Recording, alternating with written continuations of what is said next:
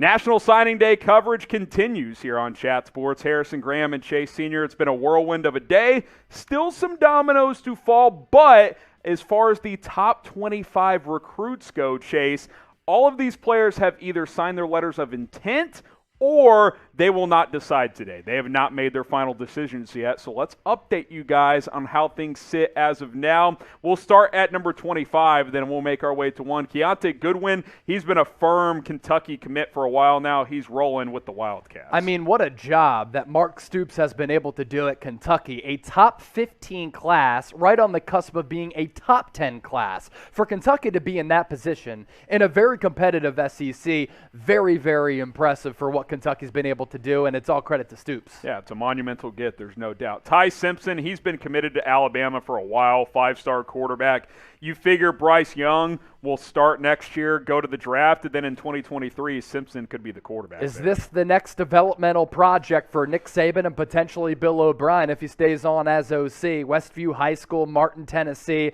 6'2", 185, number 3 ranked player at his position, 24th nationally. We'll see how that shakes out. Josh Conerly, one of the players who has not decided. He's been that Washington-Michigan split here, a slight Washington lean because the recruiting director at Michigan ultimately ended up moving to Washington to go take a staff job there. So, and he's from the state of Washington. We'll see where he lands. Yep. USC could be in the mix as well. So he is not going to decide here on December 15th on National Signing Day. He will take more time. Rainier Beach High School in Seattle, Washington, offensive tackle is 6'5", 275. So over time, he's going to add on to that already very big frame, bulk up just a little bit. But when he's out in space, pass pro 2, run blocking, just a dominant presence. Subscribe to us here at Chat Sports. We've had you guys covered all day long with National Signing Day. We've broken down a ton of classes, Alabama, Ohio State, Oklahoma, Texas, Texas A&M, Georgia. Might do a few more as well. More signing day coverage to come and more college football videos to come as well. So subscribe. Link is below, youtube.com/chatsportstv.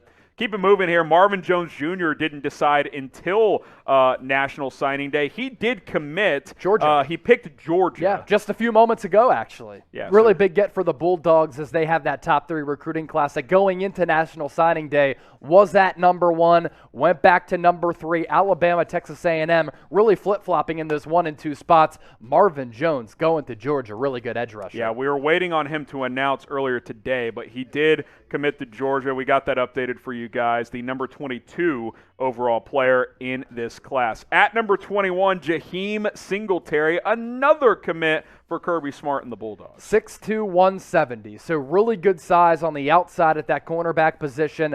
5th ranked player at the cornerback spot. Riverside High School, Jacksonville, Florida. Guy's got a lot of speed, can be a little physical as well. All right, we're about to hit you guys with a question. A simple one. Shout out your favorite team. It's not even a question. It's just, hey, rep your squad. Get it humming.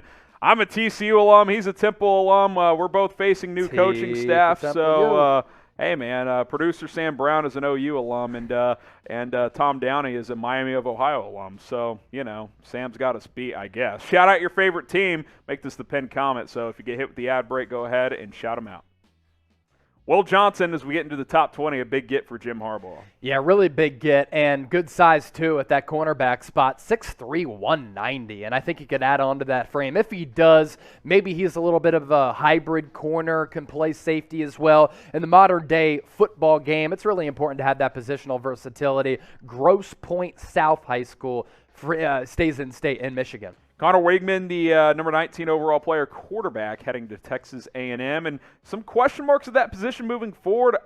I wouldn't completely rule out the possibility that he could play as a freshman. Yeah, but is Max Johnson going to be the starter? Because his brother, the tight end, Jake Johnson, had committed there as a tight end. Connor Weigman, 6'2", 208 pounds, the number 2 ranked quarterback in the class of 2022. Yeah, definitely a big deal for A&M. Cade Klubnik, another big-time quarterback going to Clemson. Some think he could be better than Quinn Ewers, who was initially in this 2022 class and have of course, transferred to Texas. Klubnik might push DJ Uiagalelei this year if he continues to struggle in spring ball. I think he could too. And how about the pool of quarterbacks that have come out of that area in Austin, Texas, Baker Mayfield, now Klubnik. Some people here at Chat Sports who cover high school football in Texas. It goes all the way back to Drew Brees. Saying, yeah, Drew Brees, Nick Foles, right? Matthew Stafford is more from the Dallas area. But some people who cover high school football here at Chat Sports think Klubnik may be better than Quinn Ewers, which is really saying something. That would be interesting. And so, pick a better quarterback. Type CK for Klubnik, who's in at Clemson. Quinn Ewers at Texas. Type QE. Who's going to be better? Let us know what you guys think.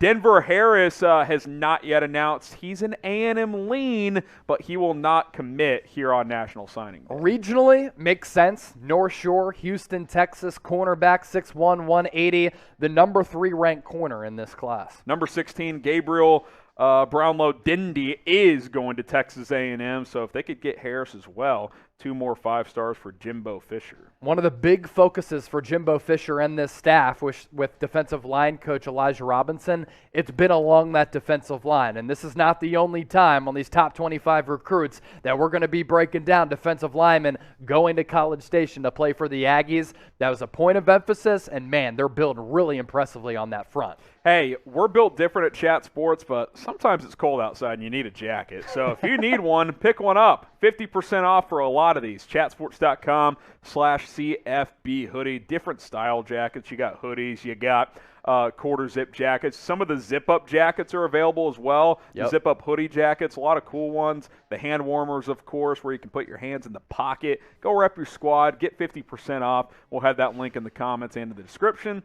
It's chatsports.com/CFB hoodie. Click and shop today. And you can also find other gear once you get to that link as well. Go check it out. Lots of cool items this holiday season. Let's go into the top 15. This is a big one for Steve Sarkisian, Chase. Kelvin Banks, he decommits from Oregon after Mario Cristobal announces he's going to Miami.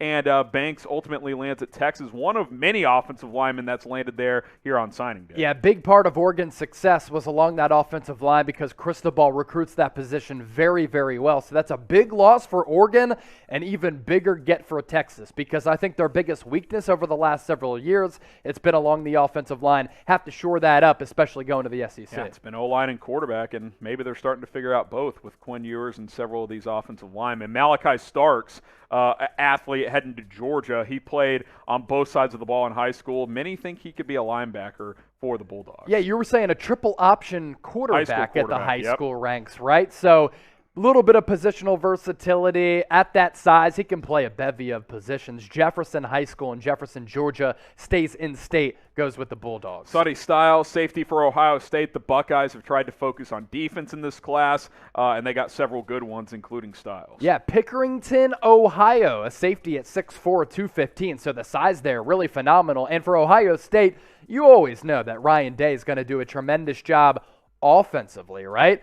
It's up to them to do better defensively. Not only do they get Sonny Styles, they also get C.J. Hicks on the defensive side of the football as well, a linebacker from Dayton, Ohio. So 2 players on the defensive side of the ball, a safety linebacker, the second and third levels, staying in state, riding with the Buckeyes. Yeah, 2 top 15 guys, 5-star commits. All these guys are 5 stars, by the way. That goes without saying. I think there's 35 5-stars for the top 25, all in that 5-star range. Zach Rice, 2 top 11 players going to North Carolina. We will get to the other one momentarily, but a big get on that offensive line for Mack Brown, who at age 70 still loves coaching, and he's still recruiting his ass off. You talk about big, that's what Zach Rice is. 6'6", 282. In a matter of time, he's going to be around 300 pounds. Yeah, no doubt about it. Who's going to win the national championship this year? Can't wait for these matchups. Bama taking on Cincinnati, Michigan taking on Georgia. Who's going to win it all in the end? Type Bama for Alabama, MICH for Michigan, CIN for Cincinnati, and then UGA for Georgia.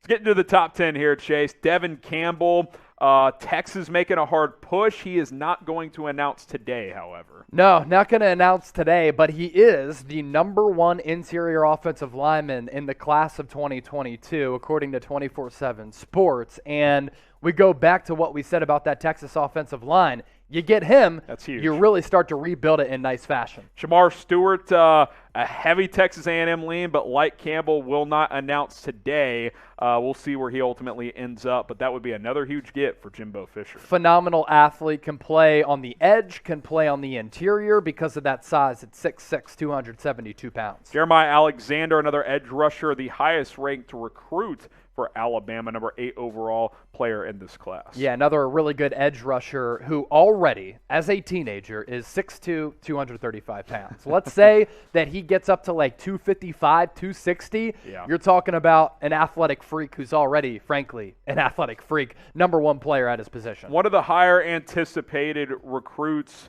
down the stretch here was Domani Jackson. He has announced that he will announce on December 17th, so in 2 days.